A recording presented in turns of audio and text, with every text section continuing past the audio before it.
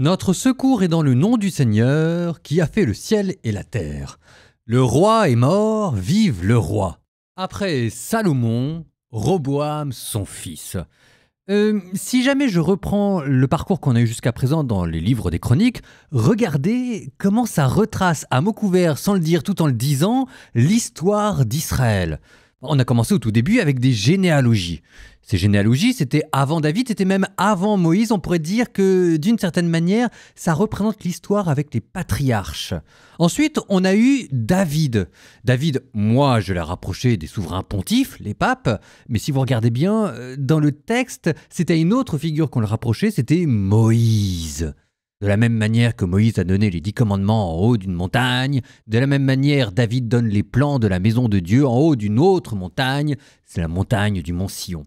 Bref, les patriarches Moïse, ensuite on était avec Salomon, et Salomon l'a rapproché d'une autre figure qui était Josué. C'est d'ailleurs pour ça qu'on enlève tous les petits déboires dans la vie de Salomon, c'est pour pouvoir d'autant mieux le rapprocher de Josué, et de dire qu'avec Salomon qui a construit le temple, on allait enfin, comme pour Josué, pouvoir conquérir la terre promise.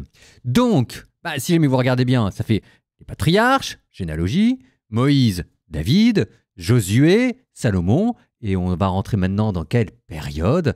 La période dans laquelle on va rentrer, si jamais je reprends mon schéma, c'est la période des juges. Avec la succession des rois là qui maintenant va venir, vous pourrez penser au livre des juges qui est enchaîné, Gédéon, Othniel, Jephthé. Et si vous vous souvenez bien, dans le livre des juges, il y avait comme un petit schéma qui revenait tout le temps. Ça allait bien, alors quand ça allait bien, les Israélites oubliaient Dieu, les Philistins se mettaient à gagner contre les Israélites, qui se mettaient à pleurer envers Dieu, qui leur envoyait un sauveur, qui les délivrait, ça allait mieux, et à nouveau on oubliait Dieu, etc. etc. C'était le même schéma cyclique. Donc là, dans cette partie-là, on s'attend à retrouver à peu près le même schéma cyclique. Quand ça va bien, on oublie Dieu, et alors ça va mal, et on se souvient de Dieu. Bon, on va voir si jamais on retrouve cette même clé de lecture. On commence avec Roboam, le premier de ces rois, 1 Chroniques 10 et 11, le début de son règne.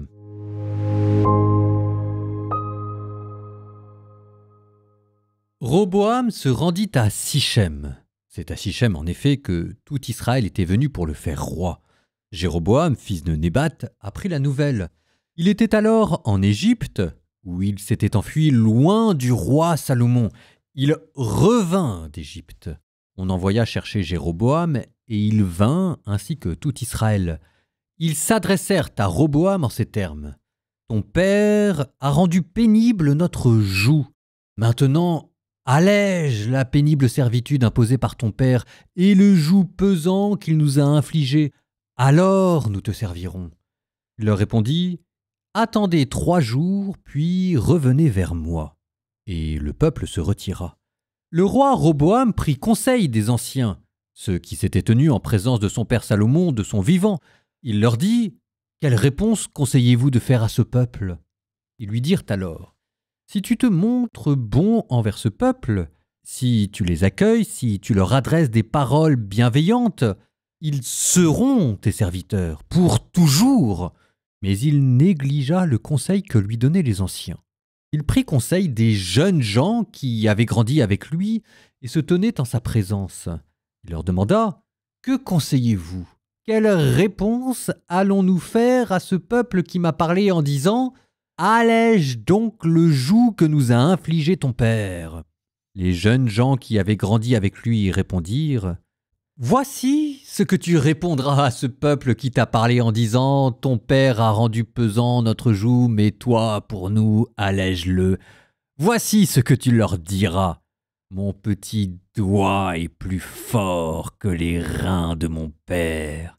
S'il est vrai que mon père vous accablait sous un joug pesant, je vais, moi, ajouter encore à votre joug.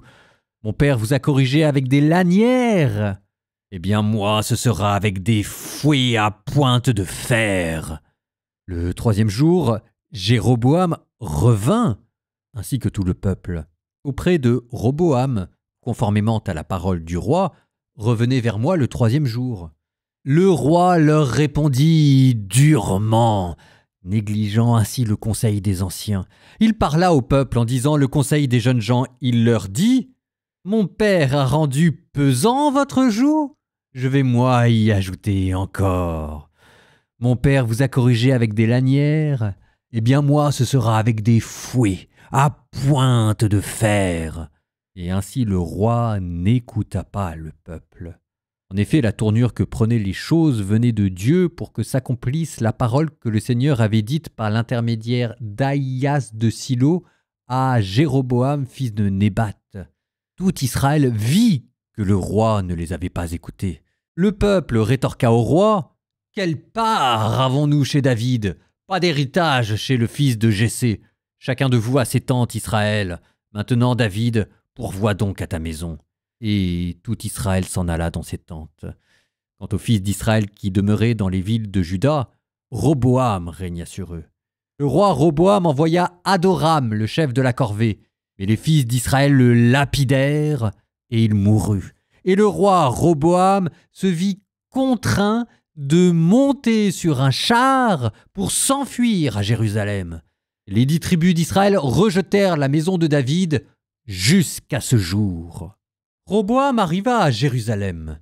Il rassembla la maison de Juda et de Benjamin, 180 000 guerriers d'élite pour combattre Israël, afin de rendre la royauté à Roboam. Alors la parole du Seigneur fut adressée à Shemaïa, homme de Dieu. « Parle à Roboam, fils de Salomon, roi de Juda, ainsi qu'à tout Israël, dans le territoire de Juda et de Benjamin. Ainsi parle le Seigneur, ne montez pas. Ne faites pas la guerre à vos frères. Retournez chacun chez soi, car je suis moi-même à l'origine de cette affaire. » Alors ils écoutèrent les paroles du Seigneur, et ils s'en retournèrent au lieu de marcher contre Jéroboam. Roboam résida à Jérusalem et construisit en Juda des villes fortes. Il construisit Bethléem, Étam, Tekoa, Beth-Chour, Soko, Adoulam, ainsi que Gath, Marécha, Ziph, Adoraïm, Lachish, Azeka, Soréa, Aïalon et Hébron, qui sont des villes fortes en Juda et en Benjamin.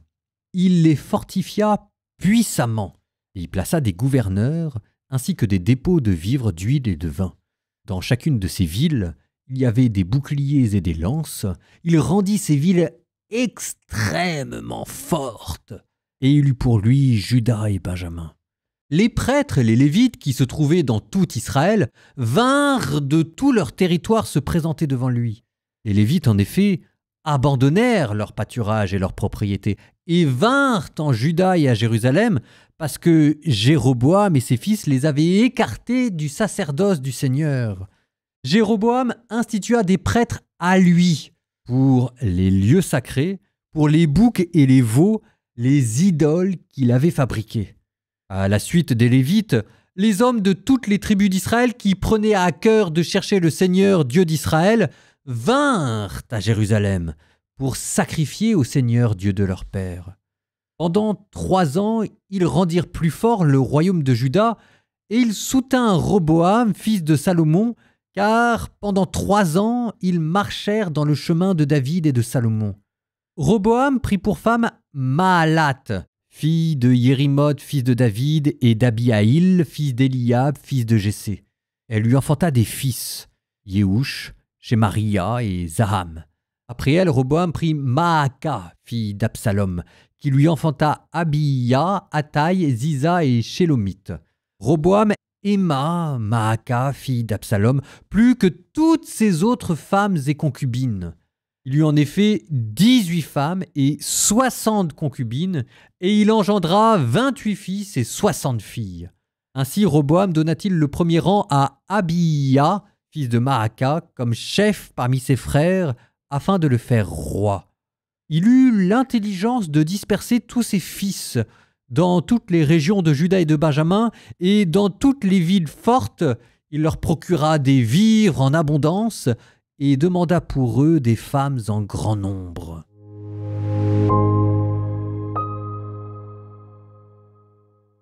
C'est toujours un peu le jeu des 7 erreurs entre le livre des rois et le livre des chroniques. Bon, alors normalement, il y a quand même des choses qui sont connues. Toute l'accession au trône de Roboam, ça, on l'a vu, on l'a revu, on l'a commenté dans le livre des rois. La scission nord-sud, on l'a vu, on l'a revu, voilà. Donc c'est pas nouveau ce que vous avez entendu. Il y avait même des choses en moins.